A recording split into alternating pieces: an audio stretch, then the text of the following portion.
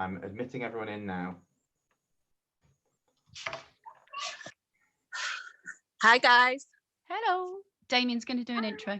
Hello everybody. Hope everyone can see us now. We had a couple of technical difficulties to start with. I'm just going to do a quick intro and welcome you all, and then we'll hand it over to Kate and Helen. So hello everybody and welcome to the latest Nexus Education webinar. So far we're focused on how head teachers are dealing with the COVID-19 crisis. Today we want to switch it up a bit. Shortly I'm going to hand over the reins to two members of our community, Kate and Helen. And over the next 35 minutes, Kate and Helen are going to look at how the edu-Twitter landscape is shaping things at the moment and talk about everything from health and well-being to technology to resources and hopefully everything in between. And I think we'll get a few laughs as well. So before we get started, I'm going to try and explain in 30 seconds what the Nexus platform is, so wish me luck. Nexus Education is a community enterprise built from a network of educators and providers who together help to provide funding, training, resources and CPD through our free platform to teachers all across the globe. I'd encourage you to head over to www.nexus-education.com after this webinar to access hundreds of free blogs, resources and CPD. Also, if your school group could benefit from a £1,000 donation from our funding pot, then check out our events platform called Nextworking. So without further ado, I am going to attempt to switch my camera and microphone off and hand over to Kate and Helen for the next half an hour or so. To you guys. Hey, hi everybody. Hi, so I'm Kate Knight. I was the Nexus Spotlight on Wellbeing winner this year, which was a great honour.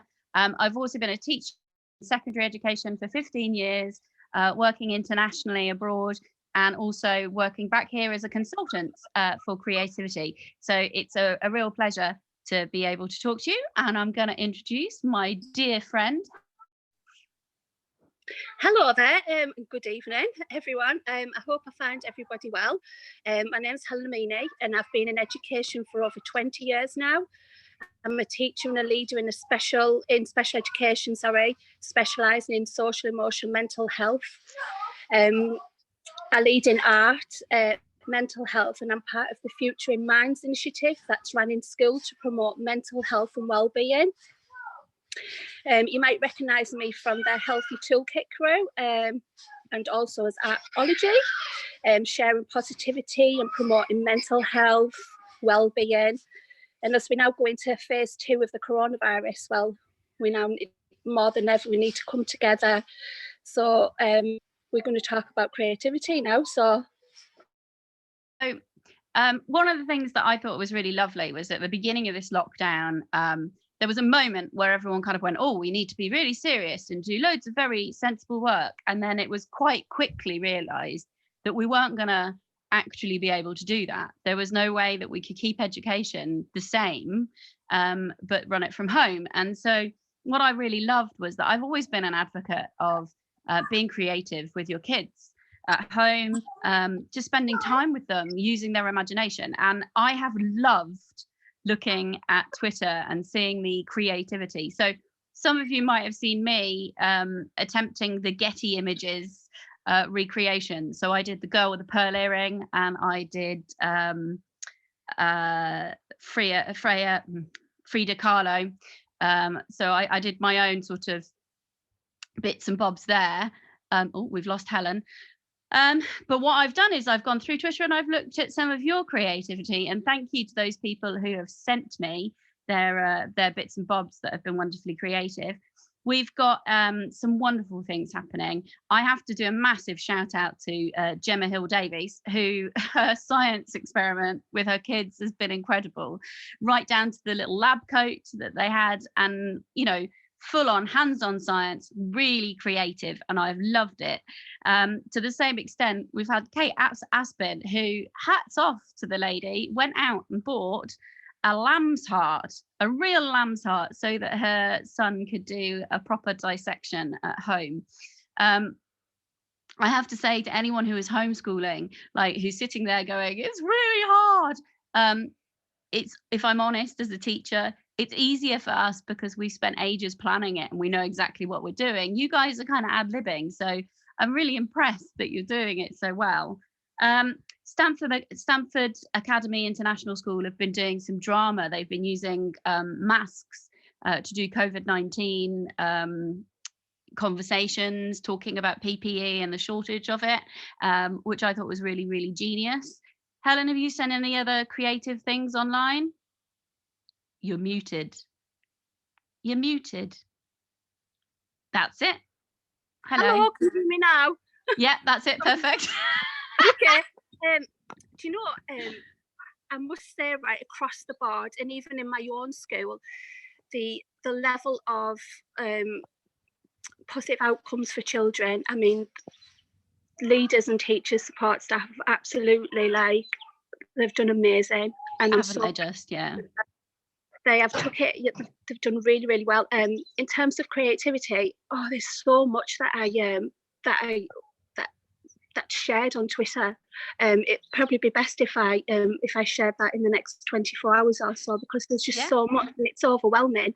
But there's been a tremendous there's been this passion as well for creativity, and there's a number of art teachers who I follow myself, and there's other people who are interested in art that have shared so much passion that I will share that with everybody. Yeah. I mean, I'm just picking one or two people. I've got I should say Hillcrest Academy, the key workers kids there have been creating banners out the front of the school in the sunshine, and they've been putting them up. It looks stunning. It's so vibrant and so pretty and really, really beautiful and very, very positive. And that has been really lovely. I think that was Miss McDonald, who's year 1 and 2. So big shout out to her for that. That's excellent. And then there's so many things. Sam, who's works for Leaf Education, he's been creating bug hotels and like the Great Barrier Reef on his windows, which I think is really lovely. I'm not sure I'd let anyone stick loads of stuff to my windows, but going back to those rainbows and those banners that you've just mentioned, yeah. I must admit, while I've been out social distance jogging or walking or intervals, or it depends on what mood I'm in, I've come across so much in terms of those banners. It's so uplifting, you know, and it's nice. It's nice for the people when they're out, you know, walking, or they're out in the community, and it's a reflection of the community spirit again coming together. I've really enjoyed that. That's been lovely. Yeah, absolutely. We've got around us, we've had a bear hunt as well. So people have put teddy bears in their windows so that kids, when they're going past, can count the teddy bears. It's really lovely. And I mean, I think the other thing is that people have been very creative in terms of artistry, but there have been people who've been immensely creative and useful as well. So Wigston College and so many other schools using their DT departments to make PPE masks and, you know, to create overalls for NHS workers, which I think is just, you know, that's what schools should be doing anyway. Yes, that's amazing. Yeah, some real life learning, really, I suppose, in that respect, you know, purposeful. It's what I'd call service learning, people actually doing something to benefit their community in a creative way. So it might be something. What do you think? Do you think we could take it back into schools? It's something we can take back into school. It's something that I've been taking back into schools recently, because I'm a critical key worker, going into school and, you know, having those conversations and just having like implementing those activities with young people, and it's been tremendous. Like, you know, there have been conversations, and we you know, I'm also having conversation with children who are looked after children and support those, and it's just been I've just seen so much like positivity and like people coming together. It's been really lovely. It has. Hasn't it just? And I think we need more of, in fact. Absolutely. And I think really one thing I've noticed is the absolute joy that's come from the creativity on Twitter, that people have really, I mean, we're always proud, aren't we? We're always proud of the achievements that we have in school, but the real joy that people have had sharing some of the stuff that people have come up with in schools. It's nice for people, and it's nice to also see people, and it's being taken seriously, in fact, you know, because it's the arts, and it's something that I do harp on about, and it's something that I'm passionate about, and I push forward. But to get everybody involved, it's therapeutic, you know, it contributes to our well-being, our mental health. It's something it's something that sometimes is taken for granted. Absolutely. Yeah. And I think that's the thing, is that it's wonderful for our well-being, but we've got creativity here that shows that it's not just good for well-being. It's not just a vehicle for things like that, that actually, the innovation and creativity being shown by schools at the moment in terms of things like, them creating equipment, them coming up with ideas for online projects.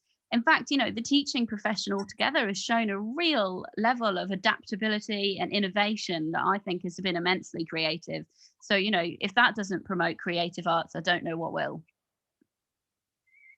Sorry, Kate, my daughter's just joined us. Hello! Say hello. Hello! She's like, Mum, stop it.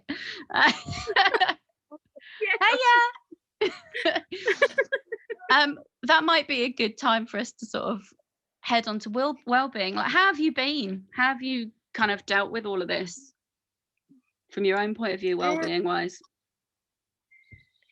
There's been days when I've found it really difficult, I'll be honest, because I'm a type person that, it's okay sitting about, there's only so much box set you can sit and watch. There's only so much sitting about reading, painting, drawing, gardening. All those things are all very nice to do. Don't get me wrong; those are nice. Those things, the sort of things I do for self-care and things. But it gets to a point where I do enjoy my freedom, and I do miss going out for country walks with my children, going for picnics.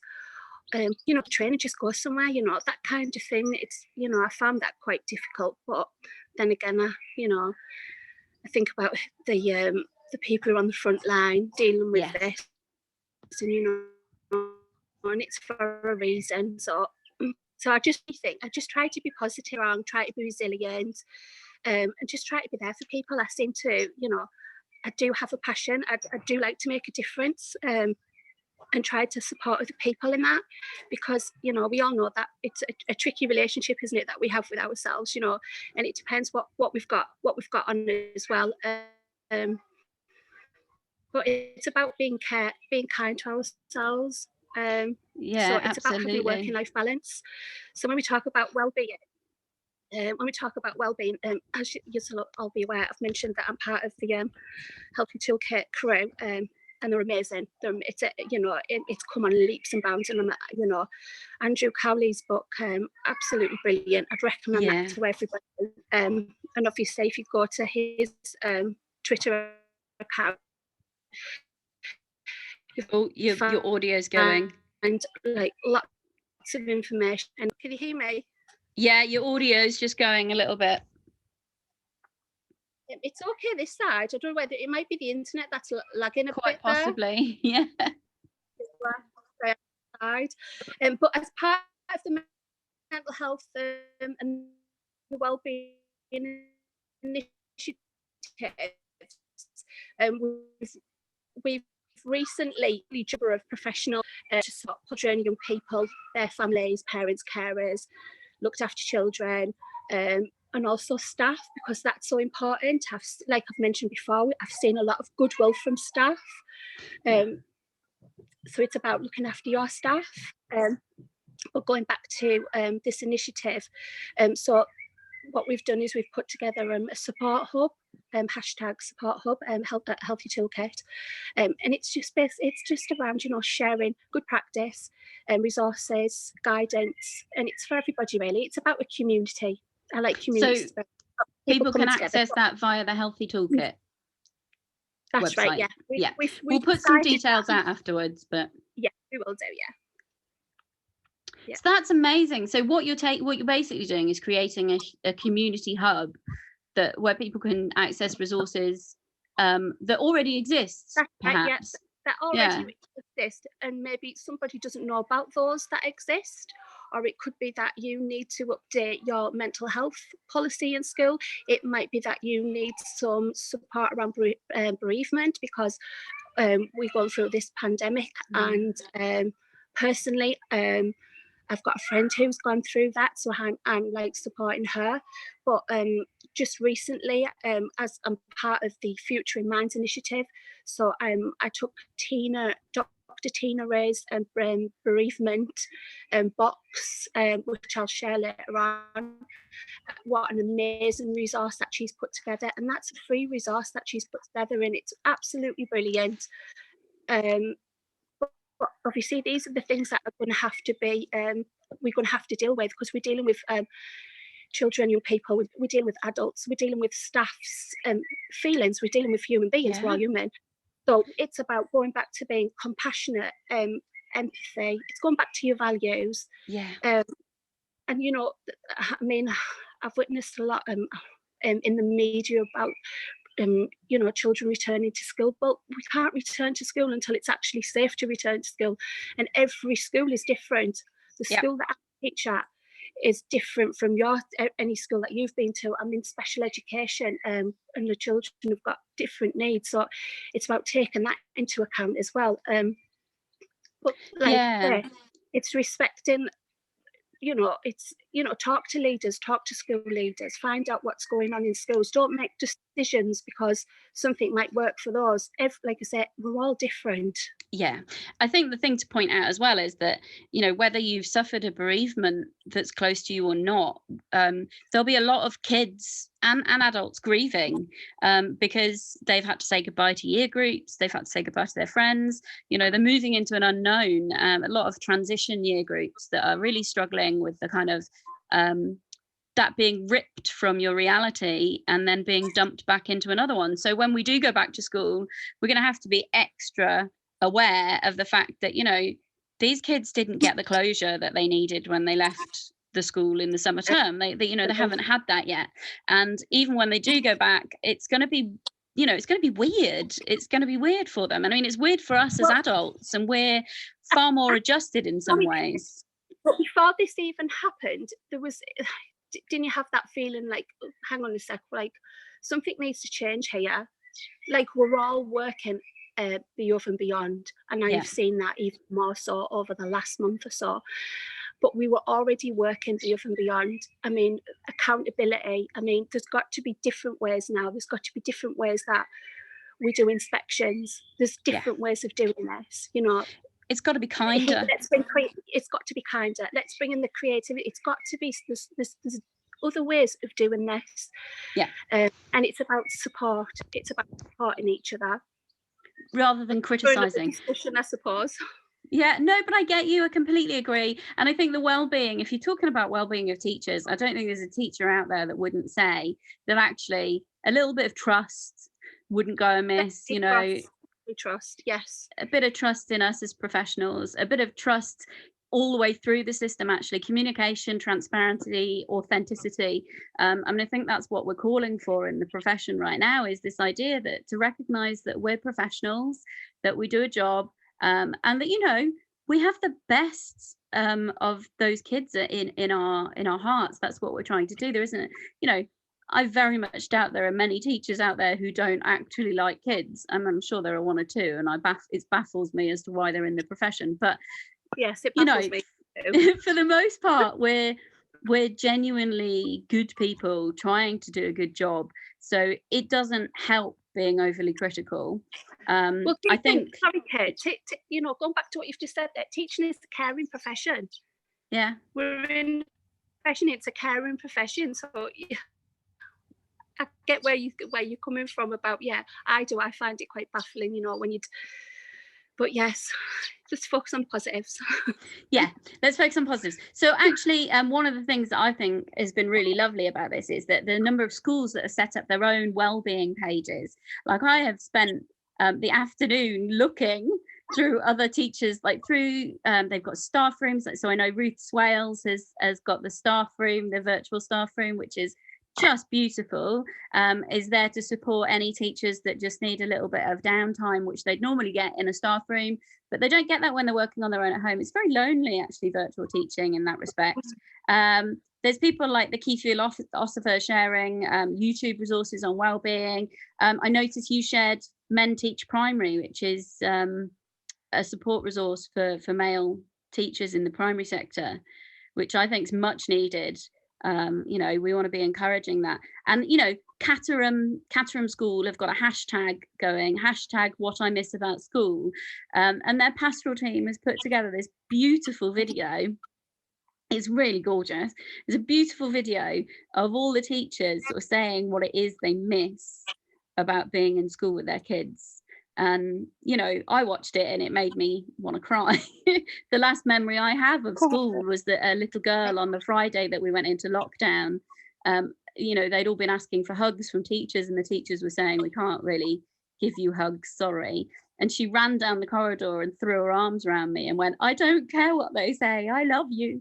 And, you know, I want to be able to tell the kids that I miss them. And I think that the idea that schools have set up these wonderful things where they can actually express, you know, the human side of it, not just the academic, you know, because we do have a duty of care as well. We're not just computers feeding out knowledge. We've We're got more a than duty that. of care.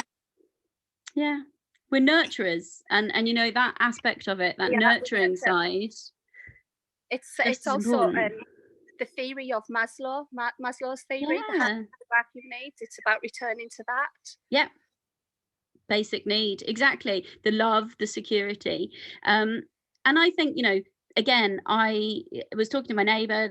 They've got 2 kids, and they were saying that the local school near me, tiny little village school, but they phone every other day to check on kids, and they've got a bit of a rotation of the teachers who do the ring round, and they phone to speak to the kids, not the parents. They have a chat to the kids and they ask them what they've been doing, and it's so lovely because it means that those kids still get to speak to the person that they essentially spend every day with normally. Yeah. So yeah, and you know, I've had loads of things. So Narrators Stage have set up some coffee mornings for people with their well-being and mental health. And then there's people like yourself who are always looking out for other people's well-being and health, and Mindful Miss, who shares lots of lovely well-being stuff. So this might be... Can we talk about our kindness? Yeah, that's what I was about to say. Shameless self-plug. There's a shameless self-plug here, guys. You may have seen... Yeah, I was just going to like, obviously we're going to talk about that, we're going to come to that point, but I just wanted to say the response for that has been brilliant, absolutely fabulous. It's absolutely melted my heart, to be fair, Kate, because the response, same as the support hub. I mean, the people who've got in touch, brilliant, absolutely brilliant. The kindness thing, I mean, keeping it kind 2021. It was something Helen and I talked about, and we just got overexcited and shared it like really early, basically. And I couldn't believe how many people got back to us so quickly. Are you there? She's gone. Yeah, so if you're wondering what it is, it's a secret for now. But keep an eye on the hashtag. Hashtag keeping it kind 2021. Watch this space. There'll be lots of loveliness. So talking about kindness, there's so many incidents of kindness on Twitter.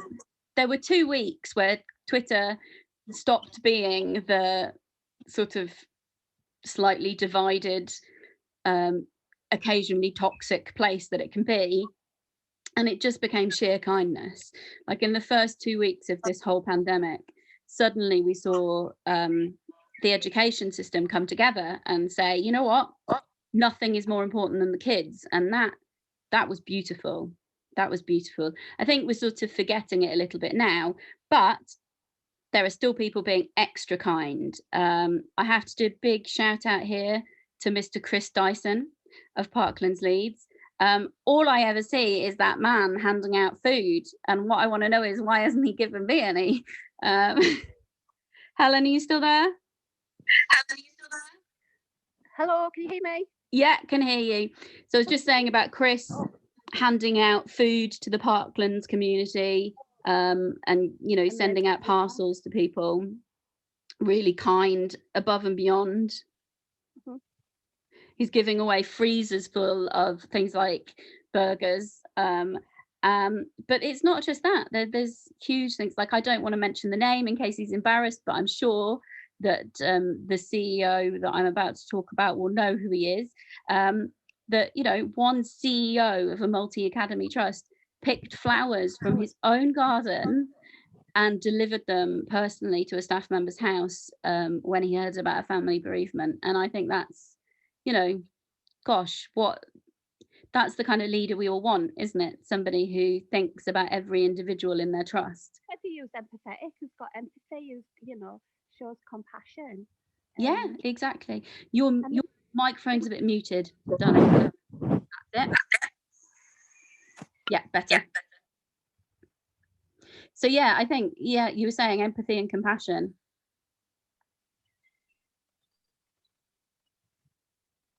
No. Okay.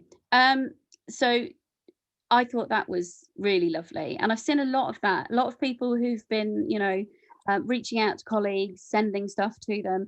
I mean, there's a big thing about giving on Amazon, and I have to say, you know, I'm not, how do I put it? I'm not materialistic myself. I'd rather have a gesture rather than anything particularly bought for me. But even that is kindness. You know, the place that it's coming from is kindness, and I think that's really important.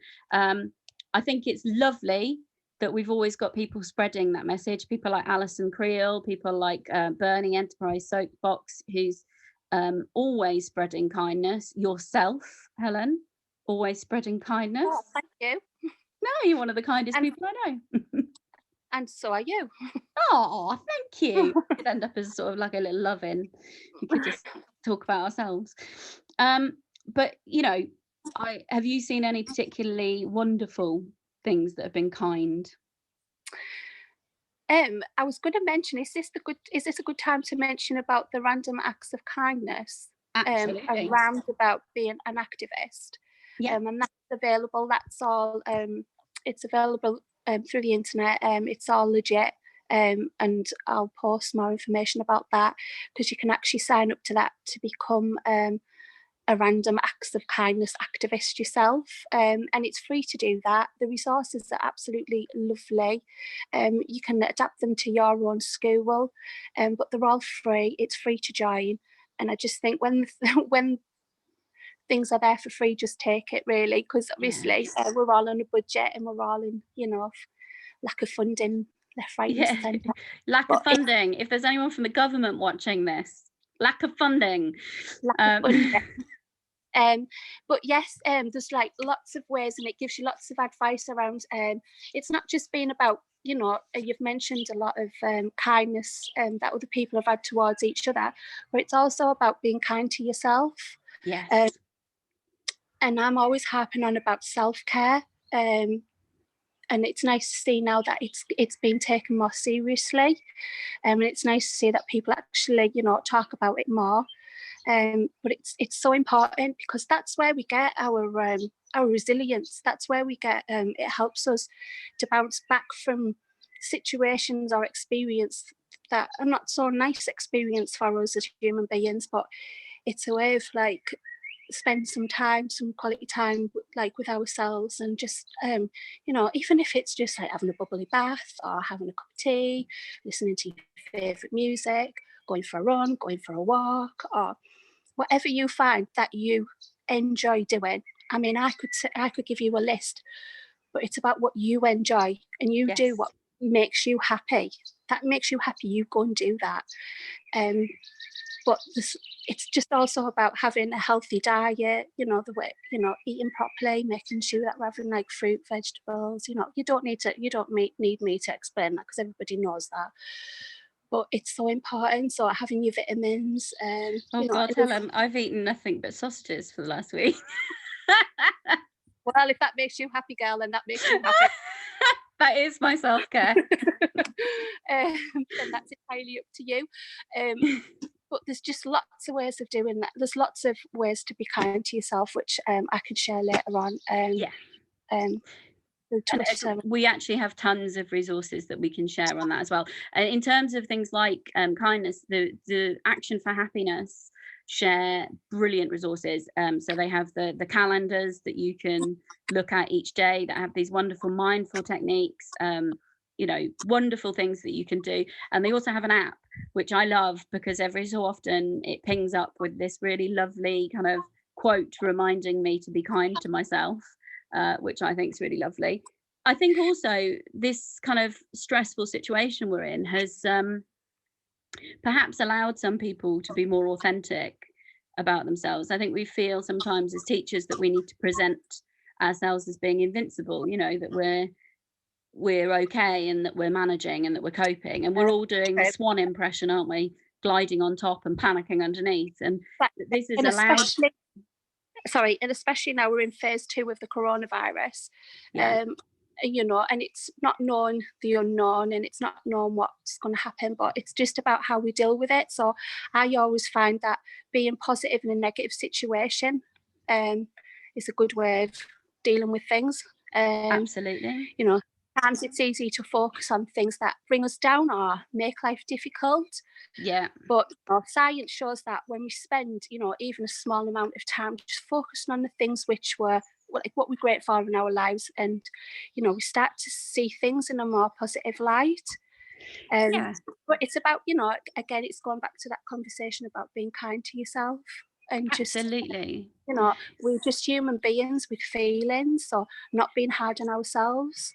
Exactly. I mean, I don't want to talk too much about it, but there's been some negativity in the press from certain quarters regarding the teaching profession of late. And I mean, one woman, Joanne Williams, who called on teachers to be more courageous. And I'm afraid I was a little short with her. I told her to wind her neck in, because I will be honest, one of the most uplifting things that I've experienced in this whole thing, and I know people are saying we shouldn't talk about silver linings, but my goodness me, aren't teachers heroes? Aren't they? I mean, there should be a massive applause for teachers, because goodness me, they're so brave. Yes, Courage isn't something that teachers are lacking. Definitely. Just going back to that, you know, about being positive in like negative situations, and obviously at this moment in time, it's one thing that I always find, we've mentioned things that like support self-care and our mental health, but laughter, I find having a sense of humor, just you and I, we just, you know, we you know, you know, we're in giggles, we'll laugh, you know, but laughter should be listed as like a superfood, you know. It's, I mean, I know it's not a food, but you know, it's got the same number of benefits as superfood combined. So definitely, it's good for our health, and you know, laughing, like, it relaxes our body, and you know, once you're done laughing, you know, you oxytocin, serotonin, endorphins. Yes, it just releases hormones, and you know, it makes us feel better, and you know, it just lifts that stress. But so I've been running the hashtag Chortle Challenge, which is kind of people have dipped in and out of, but it's been really funny. We've shared some absolutely, Alan Sue, who's one of my contacts, has been sharing some really hilarious stuff, and I have to say, I've had some days when I've been really down and really low, and I've just looked at some of the stuff that's been posted on Twitter, and I mean, TikTok's amazing for that as well, but my goodness me, I've cried with laughter. Yeah, I have. It's that's made my day. It's been quite funny, and so, and some of the posts that you share, it's just comedy gold. I make myself laugh. I probably shouldn't, but no, my problem is that I get too caught up with it, and then I end up saying something a bit silly and having to apologize. But yeah, no, I mean, I have to say, I know people think I'm probably just not taking it seriously enough. I really am taking it seriously, but when there's nothing you can do, I mean, Alison Creel posted something the other day, which was about things you can control and things you can't control. And, you know, sometimes when you can't control something, the best thing to do is just to make sure that you're all right. And if that means being lighthearted and having a moment of hilarity, then do it. If it gets you through. Exactly. Yeah, I think we're both the same on that. So things to remind you of, because I think we're about to wrap up, but things to remind you of. So Hashtag keeping it kind 2021. That's a big one to look out for. Hashtag Chortle Challenge. That's another one to look out for. Hashtag what we miss about schools. The Healthy Toolkit and their support hub. That's one to look out for. And other than that, guys, just keep being kind. Helen? Yes, that's it. Just keep being kind. Be kind to others. Be kind to yourself. Yeah, and guys, thanks for listening to us witter on. Yeah, and if anybody's got any questions, or if you've heard us mention something, or you need us to share something, just get in touch with us.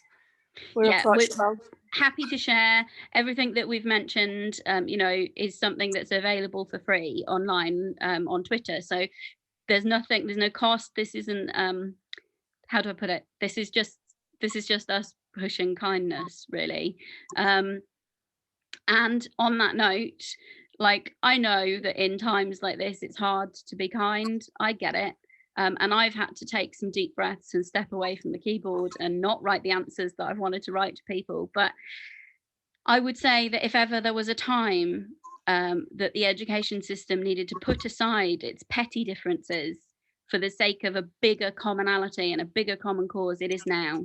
So whatever your disagreement with other people, whatever your dispute with other factions of the education departments, just it's time to put that aside now and come together. Yeah, we need to come together. We've got something more important to deal with, and that is the future of young people. And I don't know if Damien's around to do the wrap up. I believe he is.